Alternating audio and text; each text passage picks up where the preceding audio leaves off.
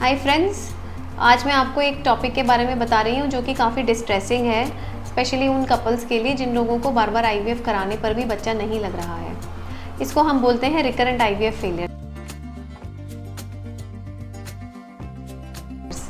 Recurrent IVF failures के बहुत सारे कारण हो सकते हैं। ऐसा नहीं मैं कह रही कि रिकरेंट आईवीएफ वाले फेलियर्स वाले पेशेंट्स को प्रेगनेंसी के लिए नहीं ट्राई करना चाहिए या उन लोगों के पास कोई उम्मीद नहीं है। उम्मीद तो है, क्योंकि टेक्नोलॉजिकल एडवांसमेंट और इतने सारे ऑप्शंस होने के बाद पेशेंट्स अब प्रेगनेंसी मतलब बेबी तो उनको हो ही जाता है, मिल जाता है, सम और दी अदर वे उनको मिल जाता है।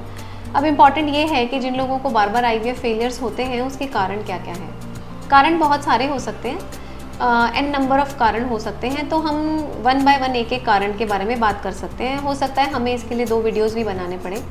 तो सबसे पहले मैं आपको बताऊंगी रिकरेंट इम्प्लांटेशन फेलियर के बारे में, जो सबसे कॉमन है और सबसे ही कॉम्प्लेक्स है और उसका सल्यूशन बहुत ही मुश्किल है।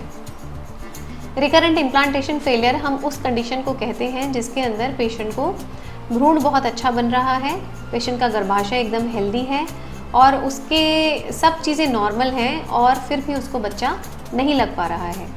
इस तरह के पेशेंट को जब हम ओपीडी में काउंसिल करते हैं तो हम उन्हें बताते हैं कि भाई आपके बच्चा लगने के चांसेस या संभावना बहुत ज़्यादा है, पर लेकिन फिर भी मतलब जब इस तरह का हो जाता है तो पेशेंट का दिल टूट जाता है। पेशेंट को लगता है कि मैडम ने तो कहा था कि बहुत अच्छे चांसेस हैं और फिर ऐसा कैसे हो गया।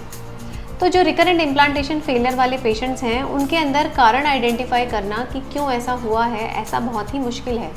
जनरली जो कॉमन कारण हम इस तरह के मरीज़ों में ढूंढते हैं कि भाई इसको क्यों बच्चा नहीं लग रहा, उसके अंदर ये है कि क्या पेशेंट का गर्भाशय नॉर्मल है कि नहीं है। ज़्यादातर हम गर्भाशय में ही सर्च करते हैं क्योंकि पेशेंट के oocytes, स्पर्म्स और एम्ब्रियोज तो अच्छे बन ही रहे हैं, ऑलरेडी अच्छे बन रहे हैं, तो उसमें हम बहुत ज़्यादा कुछ नहीं कर पाते। तो जो RIF के पेशेंट्स होते हैं उनके अंदर कॉमनली जो टेस्ट सबसे ज़्यादा करा जाता है वो है हिस्टेरोस्कोपी, डायग्नोस्टिक हिस्टेरोस्कोपी, मतलब गर्भाशय द्वारा दूरबीन की जांच, और उसके अंदर हम ये चेक करते हैं कि गर्भाशय के अंदर कोई प्रॉब्लम, कोई जाले, कोई गांठ, कोई शेप में प्रॉब्लम ऐसा कुछ हो तो उसका हम करेक्शन कर दें। जिस तरह के भी ऑपरेशंस होते हैं दूरबीन द्वारा गर्भाशय के, वो अलग अलग नाम हैं उनके, जैसे आप hysteroscopic polypectomy, hysteroscopy for Asherman syndrome, hysteroscopy cavity enhancement, hysteroscopic lateral metroplasty, इस तरह की चीज़ें IVF के पेशेंट्स में करी जाती हैं, स्पेशली अगर उनको रिकरेंट इम्प्लांटेशन फेलियर्स होते हैं। दूसरी चीज़ जो मैं टेस्ट करती हूँ, मुझे और लोगों का नहीं पता मैं, पर लेकिन ट्यूबरकुलोसिस को एक कॉमन कारण मानती हूँ जिसकी वजह से पेशेंट को बच्चा लगने में भी दिक्कत हो सकती है और पेशेंट को रिकरेंट इम्प्लांटेशन फेलियर के चांसेस भी ज़्यादा होते हैं। तो अगर पेशेंट के ट्यूबरकुलोसिस के टेस्ट पॉजिटिव आते हैं तो मैं प्रेफर करती हूँ कि पेशेंट ट्यूबरकुलोसिस का 6 to 9 मंथ्स का कोर्स कर ले और उसके बाद दोबारा से एम्ब्रियो ट्रांसफ़र ट्राई करें। तीसरा टेस्ट जो अभी आजकल आया है उसको बोलते हैं एरा या endometrial receptive array. It is a very expensive test, almost 40-50 हज़ार रुपये का टेस्ट है और अभी तक बहुत ज़्यादा मतलब पॉपुलर यू कैन से, क्योंकि इस तरह के टेस्ट जो होते हैं इंटरनेट से ज़्यादा पॉपुलराइज हो जाते हैं। प्रैक्टिकल एस्पेक्ट्स उनके कोई समझता नहीं है, ना मरीज़ समझता है और ना डॉक्टर्स उस बात पर गौर करते हैं कि इस एरा को कराने से एक्चुअली पेशेंट को फ़ायदा हो रहा है कि नहीं हो रहा है।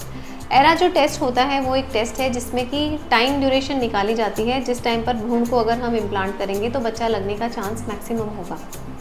तो जो एरा टेस्ट है उसका ऐसा माना गया है इतनी सारी स्टडीज़ के बाद, जो अभी रिसेंटली एशरे में कॉन्फ्रेंस हुई थी, उसका ये कंक्लूजन निकला है कि एरा करवाने से पेशेंट को कोई बहुत ज़्यादा एडवांटेज बच्चा लगने का होता हो, ऐसा नहीं पाया गया है।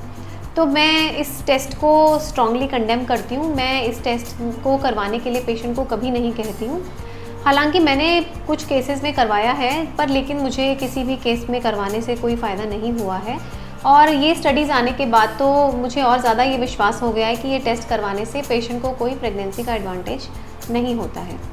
तो आई वुड से कि भाई अगर आपका हिस्ट्रोस्कोपी नॉर्मल है, ट्यूबरकुलोसिस के टेस्ट नॉर्मल हैं और सब कुछ 5-6 बार IVF कराने के बाद भी बच्चा नहीं लग रहा है, तो इस तरह के पेशेंट्स में फिर जो नेक्स्ट ऑप्शन आ जाता है वो होता है एग डोनर प्रोग्राम। मतलब इस तरह के मरीज़ों को एग डोनर के लिए ऑप्ट कर लेना चाहिए और एग डोनर के एग से अपने हस्बैंड के स्पर्म का फर्टिलाइजेशन करा के जो एम्ब्रियो या जो भ्रूण बनता है उस भ्रूण को अपने गर्भाशय में ट्रांसफ़र करा के और प्रेगनेंसी कर लेनी चाहिए। इस तरह का ट्रीटमेंट करने से बहुत सारे पेशेंट जिनको पहले रिपीटेड आईवीएफ फेलियर्स रहे हैं उनको प्रेगनेंसी हो जाती है और उनको अपने गर्भाशय से एक बच्चा मिल जाता है। बहुत सारे लोग ये डाउट करते हैं कि भाई जो डोनर एग है वो कहाँ से आ रहा है, किसका है, कौन है, क्या वो हेल्दी है कि नहीं है।